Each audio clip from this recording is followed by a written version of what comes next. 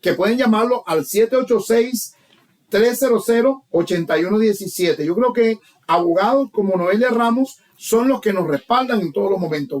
Bueno, y justamente vamos a hacerle una invitación a la abogada, ya que la tenemos en línea antes de empezar con este tema de inmigración. Abogada, porque el sábado nosotros tenemos una misión con la Madre Tierra. Vamos a celebrar el Día de la Tierra. Y como usted sabe que nosotros tenemos esa milla llamada Toy for Kids Miami, usted ha ido con nosotros, pues la invitamos a que se una y hacemos un poquito de cardio en esa mañana. Ay, a recoger la basurita, que hay que sentirse orgulloso que no tuvimos que llenar muchas bolsitas, porque la gente se ha portado muy bien. No, y que exactamente, y mantener a Doral linda como siempre lo tenemos. Bueno, abogada, gracias nuevamente por estar con nosotros aquí en Radio Luz Miami 1450 M, y también estamos en la frecuencia FM 101.9 FM. Y abogada, hoy queremos hablar de varios temas, porque hay un tema interesante que es el tema de la residencia. Escuchamos a veces que dicen, no, yo tengo la residencia temporal y yo tengo la residencia permanente. ¿Qué significa en este caso, abogada, tener una residencia condicional o temporal? Sí, realmente es una confusión bien normal que vemos entre los clientes, y es que consiste en lo siguiente. Para las parejas que tengan menos de 2 años casados, e introducen una petición de residencia en ese tiempo, en menos de 2 años, ¿qué pasa? El gobierno entiende que no muchas parejas al inicio tienen todas las evidencias que ellos quisieran ver. ¿Por qué? Porque es una pareja nueva, no necesariamente tienen que haber estado viviendo juntos, no necesariamente tienen que haber tenido ya todas sus cosas financieras mancomunadas. Es decir, queda la duda, pero para el beneficio de la duda y que ellos no limiten su proceso, entonces lo que se hace es que esa persona recibe una residencia condicional. La gente le llama temporal, pero le llama temporal porque ven en la tarjeta que tiene nada más la validez de 2 años. Pero realmente la palabra correcta es condicional, porque aunque esa persona va a recibir todos los beneficios normales que tuviera cualquier otra persona residente, la diferencia radica en que lo que le está diciendo el gobierno es que antes de que caduquen los 2 años de vigencia de la tarjeta, esa persona tiene que introducir una solicitud diciéndole al gobierno, remuevan esa condición de 2 años, aquí está toda la evidencia acumulada, ahora sí la tengo, y entonces con eso el gobierno hace su revisión, si está satisfecho. ¿De qué evidencia hablamos? Hablamos de evidencia de matrimonio de buena fe, Entonces, el gobierno después expide la tarjeta válida por 10 años, que es la que normalmente pueden recibir otro tipo de categoría. También vemos la residencia condicional en casos como, por ejemplo, personas que obtienen la residencia por vía de inversión. Así que esa persona es la misma historia. Hay una condición, hay algo que se tiene que cumplir, pero no es que no sean residentes. Son residentes, sin embargo, hay una condición que se tiene que hacer, ese paso extra, para que entonces después obtengan la tarjeta válida por 10 años. Y abogada, creo que aquí cabe mencionar lo que siempre hablamos, y es en el tema de que aunque tenga la una o la otra, en este caso lo que usted nos acaba de explicar, el salir del país y regresar, aun cuando sea residente, pues no te garantiza un 100% tu entrada. Así es. Y otro punto también, si me lo permite, quiero decir con la residencia condicional, es que muchas personas se toman muy a la ligera el tener que hacer ese paso extra. ¿Y qué pasa? La consecuencia sí es seria. Y es ahí cuando vemos el problema, porque vienen y buscan al abogado cuando ya el problema existe. ¿A qué me estoy refiriendo? La ley dice que si esa persona no solicita la remoción de esa condición durante los 90 días antes de expiración, esa persona puede prácticamente perder la residencia. Es una terminación de residencia. A menos que existan circunstancias especiales, como por ejemplo lo vimos durante el COVID, vimos gente que está en un hospital, vimos gente que se le murió y después se quedó viudo. Es decir, tiene que haber algo especial que pase para que uno no cumpla ese paso que se tiene que dar. Y ahí sí, como repito, el que no lo hace, el que lo toma a la ligera o el que ni siquiera ve la fecha en la tarjeta, créame que hay muchas personas que ni le paran a la fecha. Desafortunadamente la consecuencia es muy seria. Así que eso también lo quería enfatizar. Claro que sí, abogada. Y justamente que por ejemplo, cuando ya la tarjeta está para vencerse, ¿con qué tiempo debería renovarse? O sea, ¿cuál es el tiempo justo que deberíamos tomar de decir, bueno, ya voy a renovarla, voy a empezar el proceso? ¿Con cuántos días de anterioridad se puede? Ok, para remover, esa no es renovación realmente. Okay. Necesitamos cambiar los términos porque es que renovación es el que lo hace cualquier otro residente que va renovando su tarjeta. Okay. Esto realmente es remoción de condicional, quitar una condición. Entonces, la solicitud de la condición se debe de hacer dentro de los 90 días antes de que se venza la fecha esa que accede a la tarjeta. Esa es la validez de la tarjeta. Dentro de los 90 días. Dentro de los 90 días, perfecto. Y abogada, para el tema de la ciudadanía, ¿qué significa este tema también que es importante cuando escuchamos presencia física y presencia continua? Muy importante y me encanta porque los temas que estamos discutiendo hoy, Wendy, tienen que ver con terminología. Y es muy importante educar a la audiencia porque eso es lo que evita o lo que hace que entiendan mejor un proceso. La gente se hace residente, ¿verdad? Y está muy contento, viajan, van, vienen. Pero al momento que te quieren hacer ciudadano, se les olvida de que existen ciertos elementos que se tienen que probar o requerimientos realmente que se tienen que probar. Dentro de eso tenemos lo que es presencia física y lo que es residencia continua. Presencia física tiene que ver con el número total de días que esa persona estuvo fuera de los Estados Unidos en todos sus viajes. O sea, que si esa persona tuvo 30 viajes, sacamos la cuenta y hacemos una sumatoria total. ¿Cuántos días esa persona estuvo fuera de los Estados Unidos? ¿Ok? Y después lo comparamos versus cuánto tiempo estuvo dentro de los Estados Unidos. Entonces, las personas que no estén casados con ciudadanos, que esa es la excepción porque ellos requieren nada más 3 años para aplicar a ciudadanía. Los otros requieren 5 años. Vamos a hablar de los de 5 años. Okay. Las personas que dicen, ok, ya tengo 5 años con mi residencia, quiero aplicar. Bueno, aunque tengan 5 años con la tarjeta siendo residente, no quiere decir que ya están listos para aplicar.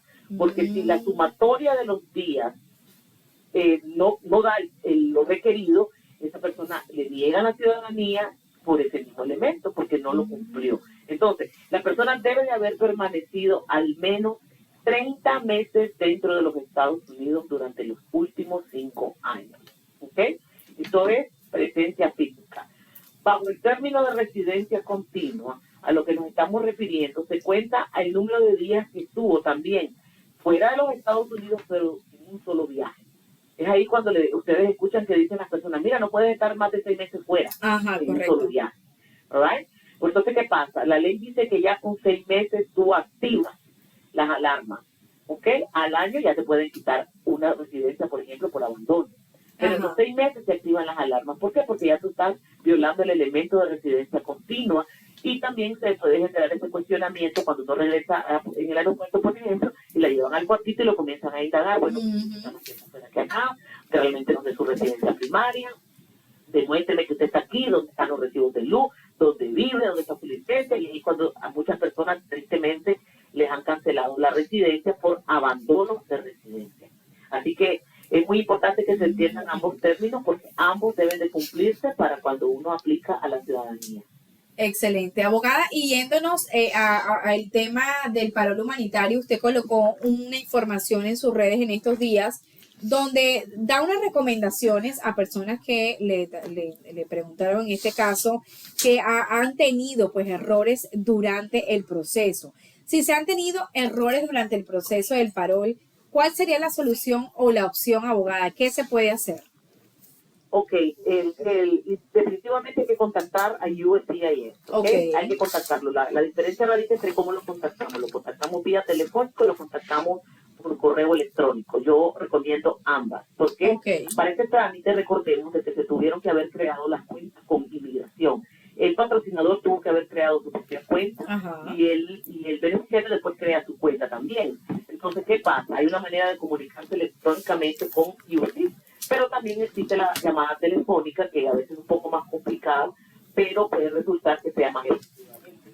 Entonces hay que intentar ambos métodos, obviamente también dependiendo del error. Hay errores que pueden subsanarse, tal vez un error en la fecha de nacimiento, un error en el número de pasaporte, pero hay otros errores que vamos a decir que el patrocinador prácticamente omitió poner información de soporte financiero, definitivamente terminan dejándole el caso. Lo estamos viendo ahora, la gente está ahora buscándose abogado con esa situación, pero ¿por qué? Porque no supieron hacer correctamente el trámite y resulta que ahora hay que comenzar de cero. Esto es lo bueno, sí, que aún con todo esto es una negación sin perjuicio.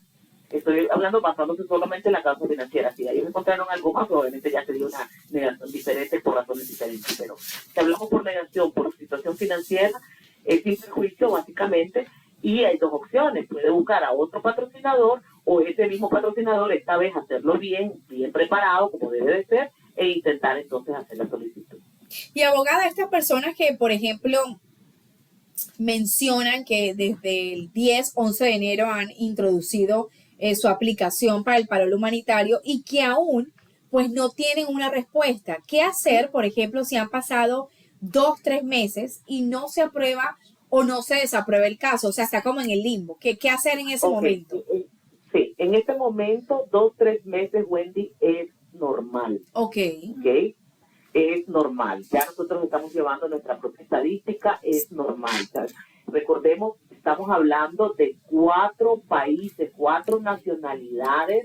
Ustedes están viendo las noticias, solo por ejemplo en la comunidad cubana, creo que hace poco sacaron una estadística de cuántos cubanos entraron bajo el parol. Es decir, no podemos dejar de ser objetivos aquí. La cantidad de aplicaciones que ha recibido inmigración es gigantesca. Correcto. Entonces, ellos han reconocido públicamente que no tienen o no cuentan con el personal suficiente para procesar todo esto. Recordemos que ya Inmigración trae arrastrando un legado de retraso. Con la pandemia se sumó más ese retraso. Así que, señores, hay que tener paciencia porque esto es un privilegio, recordemos. No es mandatorio que se le tenga que dar, esto es un privilegio. Así que también hay que ser un poco comprensivo también con estas situaciones que se están generando. Y abogada, creo que también cabe mencionar que pues como pasa el tiempo y se olvidan las reglas más importantes de todas las aplicaciones, y hablando del tema del paro humanitario, hemos escuchado casos de personas que dicen, no, separaron al menor de su familia al llegar a los Estados Unidos, pero el trasfondo de la noticia resulta de que ese menor no venía y la familia no contaba con la patria potestad de la criatura, y obviamente hay reglas en este tema del parol. Recuérdenos, abogada, cómo funciona el tema de los menores de edad y el parol humanitario. Pues digo, ¿por qué la importancia de asesorarse correctamente, especialmente cuando hay menores involucrados? Las instrucciones fueron muy claras. Si la persona de verdad leyó y si no entendía, debió de haber preguntado. ¿Por qué? Porque las instrucciones dicen que primero que nada un menor no va a poder venir. Correcto. Solamente si trae a un adulto que haya sido previamente otorgado una liga, no legal guardian, pero sí que tenga la potestad legal de poder tomar decisiones de traer a este niño acá. Y entonces, ¿de quién estamos hablando? O sea, de un padre normalmente, y si va a ser un familiar, tiene que haberse dado ese proceso dentro del país y ya traer listo este documento en la mano al momento que uno se baja del avión y se presenta ante las autoridades de inmigración acá. Entonces, tristemente, dependiendo de la discreción que tome inmigración, porque las instrucciones lo dicen también, ellos pueden optar de separarlo y ponerlo en lo que sería el departamento de niños que vienen solos, manejarlo como un proceso completamente aparte, o puede ser devuelto y esperar a que pase este proceso y hay que hacer todo el trámite nuevamente. Abogada, y no queremos quitarle más tiempo, pero queremos seguir hablando con usted. Y hay un tema también muy importante que usted ha colocado y compartido para este tema de estas nacionalidades y el tema de las cortes. Por ejemplo, usted colocó una conversación que estuvo en las redes sociales. ¿Qué pasa? ¿Qué hacer si tiene un juicio pronto? O sea, cuando ya tienes una fecha de corte, cuando tienes un juicio, ¿qué es lo más importante? ¿Qué tienes que hacer? ¿A quién tienes que llevar? ¿Con qué tienes que contar? Bueno, dependiendo del tipo de audiencia, existe la audiencia preliminar máster, que es una audiencia breve, donde el juez quiere darse, no solo conocer derechos que tiene, sino también saber ya detalles de cómo va a ser esa defensa. Pero si es ya la audiencia del juicio, que es donde se va a definir la decisión de lo que va a pasar contigo, con tu vida en este país, definitivamente es para que en ese momento usted ya haya escogido a ese abogado, usted ya se haya preparado, usted esté muy claro de qué significa esa defensa que está presentando, que tenga también todos sus documentos listos, las evidencias, conocer usted mismo sus evidencias. Es increíble muchas veces, claro que el abogado tiene que estudiar el caso, es el trabajo del abogado, pero a veces desafortunadamente los clientes no ni siquiera leen las mismas cartas que les dieron de soporte al caso y están completamente perdidos, tristemente, y esas son razones por las cuales se puede fácilmente perder un caso o se quita una evidencia porque no se puede corroborar correctamente. Entonces, es más que todo la preparación, es lo crucial, es estar listo porque ese día es el día de la verdad, como les digo yo a mis clientes, es el día para que usted se luzca. No hay nadie mejor que usted que pueda conocer su historia, no hay nadie mejor que usted que le puede decir a ese juez cómo que fue usted violado en sus derechos, por ejemplo, en los casos de asilo. Pero es el abogado el que lo va a preparar para conocer el proceso, para entender, discúlpeme que tengo una tos, para conocer el tipo de preguntas, la dinámica, cuánto tiempo tengo para poderme presentar, cuál es la manera mejor de proyectar ese caso. Entonces, el abogado es como ese coach que necesita ese cliente para tener una mejor presentación ante la corte. Bueno, abogada, por mi parte estamos listos, pero Marilyn tiene una pregunta para usted. Hola, abogada, ¿cómo está? Muy bien, Marilyn. Abogada, ¿usted tiene gasolina? Sí, tengo gasolina. Ok, eso era todo, abogada, solo para saber. Abogada, es Giovanni, no me quiero quedar fuera. Abogada, una pregunta. Giovanni. ¿Verdad? Abogada, mire, estábamos pensando, ¿cuál será la pregunta de Marilyn? ¿Será un caso nuevo? Abogada, quiero preguntarle, mire, ya nosotros tenemos el estudio completado. Tenemos todo listo. Ahora queremos hacer una inauguración, pero queremos saber qué día, porque usted es un eslabón importante para nosotros, qué día de la semana le gustaría que estemos todos y empezar a reunirnos, a mandarle a las personas la invitación para que hagan acto de presencia aquí con nosotros en esta nueva localización. Pues para mí idealmente sería los viernes. Bien. Muy bueno, a mí me encanta.